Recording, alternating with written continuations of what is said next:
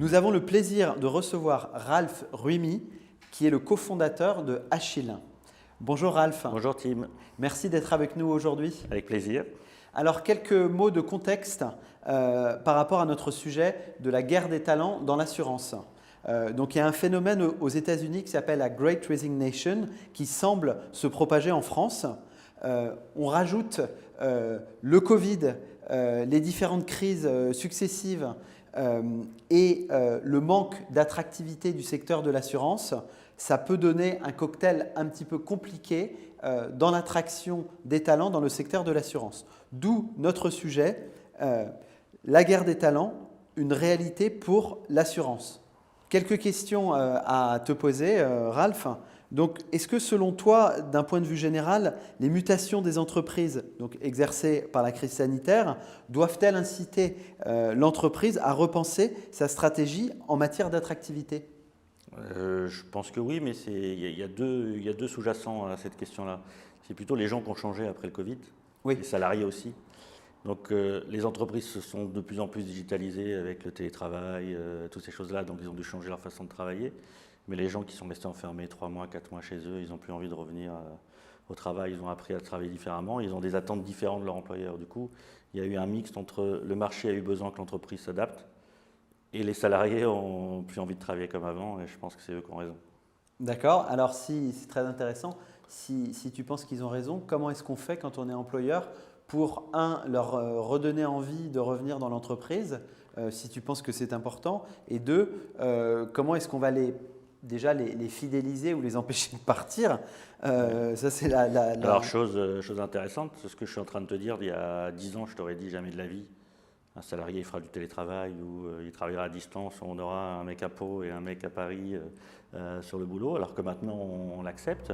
Alors je vais faire un petit bémol, nous Achille, c'est une boîte qui s'est créée, j'ai pris les locaux 2 jours après, c'était le confinement. Donc je suis vraiment un bébé du Covid, on n'avait même pas encore recruté les gens, on avait payé notre premier bail. On n'a même pas pu aller au bureau pendant 4 mois, on a payé, on n'a jamais vu les bureaux. Aïe. Donc ça commençait plutôt bien. Et donc ça nous a permis, nous justement, on a trouvé que pendant cette période, les gens étaient plus disponibles pour les entretiens. Pour le business, les gens étaient plus disponibles. Et donc on a mieux préparé l'arrivée d'Achille avec ce confinement-là. Donc ça, c'était... Ça a fluidifié les rapports et les échanges entre les assureurs, les réassureurs et autres. Ils avaient plus de temps, ils étaient moins en réunion, ils étaient plus disponibles. Donc pour nous, ça nous a aidés. Et au deuxième confinement, on avait commencé à recruter des gens. Et en fait, les gens voulaient absolument venir au travail. Et donc comme on était une société réglementée, on était une compagnie d'assurance, on avait le droit d'aller au travail. Et en fait, on passait nos journées à faire des dérogations aux salariés qui disaient « Non, mais moi, je veux être au travail ».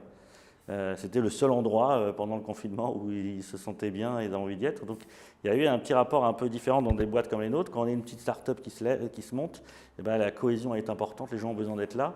Et quand une personne prenait un jour ou 2 de télétravail, il s'était passé tellement de choses dans l'entreprise qu'il avait l'impression de rater quelque chose. Et donc c'est eux qui disaient non, moi je veux revenir et je veux être là. Donc on a eu ce phénomène-là. Et maintenant que la société est un peu plus installée, on a 45 collaborateurs, on a réinstauré le télétravail de façon plus automatique. Très bien. Donc en fait, le fait d'être un enfant du Covid, ça a façonné un peu l'ADN de l'entreprise. Exactement. Et ça vous a aidé à être peut-être plus moderne dans votre approche des RH. Exactement. Moi, ça fait 25 ans que je fais de l'assurance et on ne fait pas la même chose aujourd'hui que ce qu'on faisait il y a 25 ans. Et donc, si on doit apprendre à vivre avec son temps, et donc on est des enfants du Covid, on est des enfants du confinement, des enfants du télétravail, on a appris à penser différemment, il faut faire avec.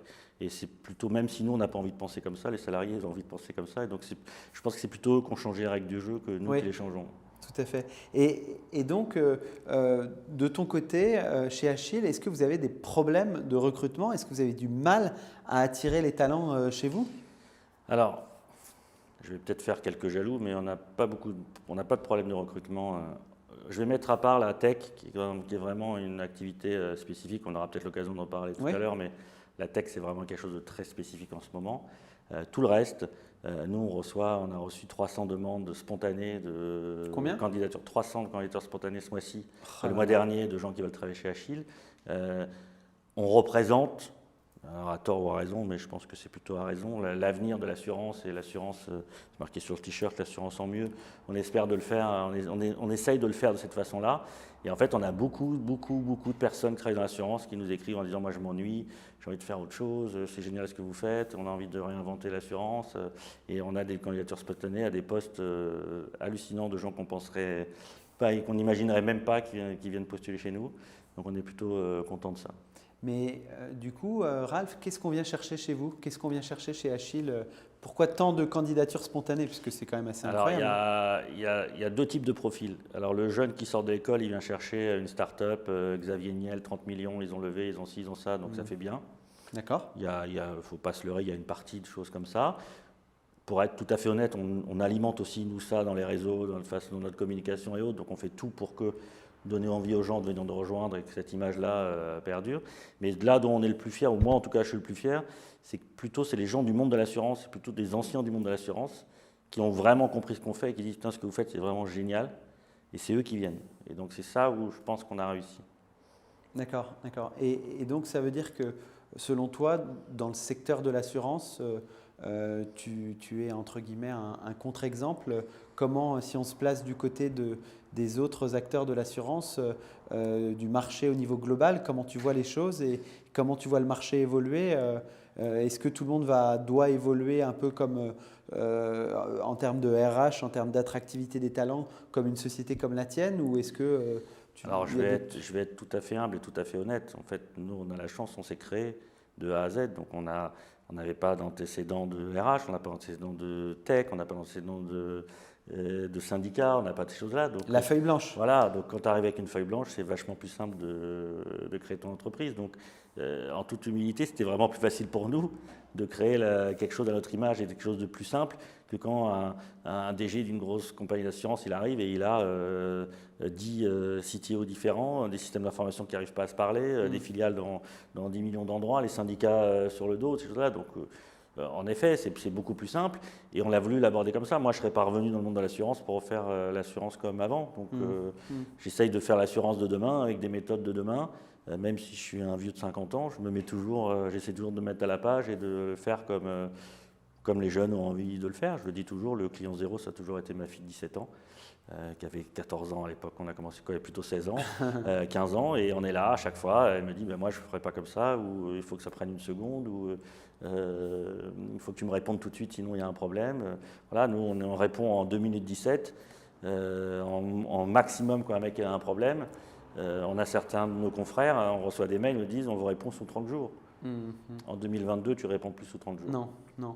Alors c'est là où peut-être ton point de vue sur l'état d'esprit ou le fameux mindset qui est important chez nous, chez Mindhunters. Quel est l'état d'esprit, si tu avais à l'exprimer chez Achille, qui caractérise Achille, et quel genre de talent, avec quel genre d'état d'esprit tu recherches aujourd'hui, puisque vous allez pas mal recruter, je pense, dans les semaines et les mois qui viennent. Voilà, l'état d'esprit est important, les talents qu'on recherche, c'est quoi? Aujourd'hui, l'état d'esprit, c'est tu vas arriver à un poste, c'est toi qui vas le créer, ton poste. On est une start-up, on est 45, on a fait 80 000 contrats, on est presque à 30 millions d'euros de chiffre d'affaires. À 45 personnes, c'est pas normal. Normalement, on devrait être beaucoup plus que ça. Ça veut bien dire que chacun travaille peut-être plus ou peut-être différemment ou avec peut-être plus de latitude ou plus de postes. Donc nous, une personne qui arrive et qui a l'habitude d'avoir fait un poste ou une seule transversale ou qui a travaillé que d'une seule façon, il n'y arrivera pas. Il y a des gens qui sont arrivés chez nous et ils se sont crus à Disneyland. En fait, ils avaient l'impression qu'ils étaient partis en vacances. Oui, on rigole, oui, on fait des pots, oui, il y a un baby-foot, oui, il y a ci, il y a ça, mais ça travaille dur. Et si tu prends que ces côtés-là du baby-foot, des pots et des choses, tu vas te perdre. Et la difficulté, c'est qu'il y a des gens qui se perdent dans ces choses-là. On demande beaucoup, c'est dur, donc il y a des bons côtés. Mais il y a aussi ce côté-là qui est dur, mais par contre, c'est super enrichissant. Les personnes, ils ont des postes, ils ont des fonctions à des âges il aurait fallu avoir 15 ans de plus pour avoir la même chose dans des compagnies d'assurance. Et encore, ils auraient vu un tiers du spectre de ce qu'ils voient. J'ai des gens qui ont travaillé pendant 10 ans ou 15 ans dans l'assurance, qui sont arrivés dans la boîte, qui ont dit j'ai l'impression de retourner à l'école et que j'avais jamais apprendre à travailler. Et donc ça, pour moi, c'est la meilleure c'est la meilleure des récompenses de se dire on essaye de faire apprendre aux gens à travailler différemment. Il y en a avec qui ça marche, il y en a avec qui ça ne marche pas et on arrête. Et il y en a qui s'épanouissent et avec qui ça marche énormément. Donc voilà. Et peut-être une dernière question pour finir. En termes de sens, est-ce que tu trouves aujourd'hui que les collaborateurs d'Achille et ou du secteur de l'assurance ont de plus en plus besoin de trouver un sens? Et si oui, est-ce que c'est pas trop galvaudé et quel est le sens vraiment pertinent selon toi, chez toi ou dans d'autres entreprises? Qu'est-ce qui est important? Je pense qu'aujourd'hui, quand je disais c'est eux qui ont raison, aujourd'hui les gens ils ont besoin d'avoir un sens à leur vie, encore plus avec tout ce qui se passe, et que ce ne soit pas dans le monde de l'assurance ou dans le monde de partout, les gens ils veulent avoir un sens dans leur vie. Et il y a des gens qui sont prêts à aller travailler pour moins d'argent, mais pour une boîte qui est plus, qui a plus une empreinte carbone plus basse qu'une autre, qui va respecter plus la diversité qu'une autre et autre chose. Et aujourd'hui, on a la chance, chez Achille, on avait déjà cet ADN-là, où ça faisait déjà partie de notre ADN d'être comme ça, mais les gens ont besoin de ça. Donc aujourd'hui, nous, on signe des chartes de diversité, on signe des choses sur les jeunes parents, on fait beaucoup de choses pour aider, pour aider ça, mais en fait, mon marketing me dit, tiens, ça serait bien qu'on communique, alors qu'on le faisait déjà. C'était normal de le faire. Mais on a beaucoup maintenant de personnes qui arrivent. Avant, c'était combien je vais gagner, c'est quoi mes RTT et autres. Et maintenant, c'est est-ce que vous êtes Bicorp, est-ce que vous respectez la diversité, est-ce qu'il y a des femmes à votre board, est-ce qu'il y a ci, est-ce qu'il y a ça. Donc je trouve que les gens, ils ont de plus en plus besoin de recevoir, ils cherchent quelque chose. Je vais peut-être dire un truc que je n'aurais pas dire, mais je suis venu aujourd'hui en scooter, j'ai une doudoune Canada Goose avec une peluche, une peluche sur le dos, et je me suis fait à moitié insulter par quelqu'un au feu rouge qui m'a dit mais vous vous rendez compte, on ne peut plus faire ça. Voilà, les gens ont besoin, et moi je me suis dit c'est vrai, t'es con, tu ne devrais pas apporter ça. Et les gens, ils ont vraiment besoin d'avoir un sens aujourd'hui pour travailler, et on le voit, et donc on y travaille vraiment beaucoup. On a Marie-Blanche en interne chez nous qui travaille beaucoup là-dessus, avec Angelina pour que ça avance, et Eleanor, voilà, donc on a pratiquement 3 personnes qui travaillent sur ça. La première personne qu'on a recrutée chez Achille, c'était une Chief Happiness Officer, c'était la numéro 1, parce qu'en fait, si tu n'as pas ça dans une boîte comme la nôtre, tu peux pas avancer. On a fait ça en premier, et ensuite de l'UX. Donc pour dire voilà dans les priorités. Ouais. Les priorités. Donc l'humain quand même au cœur de tout. L'humain, il sera dans l'assurance, chez un pêcheur, chez un marchand de chaussures. L'humain, ça sera. Bien sûr. Ça sera au mieux de tout. Après, dans les compagnies traditionnelles, il y a beaucoup d'humains. Bien sûr. Ils en font beaucoup plus que ce que nous on est capable de faire avec nos petits moyens. Après, c'est l'attractivité du poste et toutes ces choses-là où, voilà, moi j'ai créé Achille pour qu'on arrête de dire que les assureurs c'est des voleurs. Donc on a essayé de faire en sorte que maintenant on fait des produits et le grand public est en train de se dire ce qu'on achète chez Achille, au moins on paye le juste prix, au moins on est bien. Et maintenant, si on arrive à faire aussi que les salariés se disent c'est une vision différente et on contribue à faire des choses bien. On a des produits qui sont 30% moins chers que le reste du marché, et du coup moi je ne peux pas offrir 5 € par contrat à une association qu'on le fait, parce que je les ai donnés au pouvoir d'achat aux gens. Et donc du coup moi je passe mes journées à me battre sur la frustration des gens qui me disent oui mais ça serait bien qu'on redonne ci, qu'on redonne ça. Je dis mais on a déjà tout donné en fait. Donc je ne vois pas ce qu'on peut donner de plus que ça. Donc on essaye on est en train de regarder pour être Bicorp, on est en train de faire notre empreinte carbone, on a signé pas mal de chartes, on est en train de faire plein de choses parce que les salariés le demandent. Et je pense qu'aujourd'hui on ne peut plus se passer de ça. Très bien, très bien. Merci beaucoup Ralph pour la qualité de ta contribution. C'était un plaisir de te recevoir, et l'échange continuera sur les réseaux sociaux parce que je pense qu'il y aura pas mal de réactions avec plaisir. Positives pour continuer la conversation. Merci à toi, à bientôt. Merci.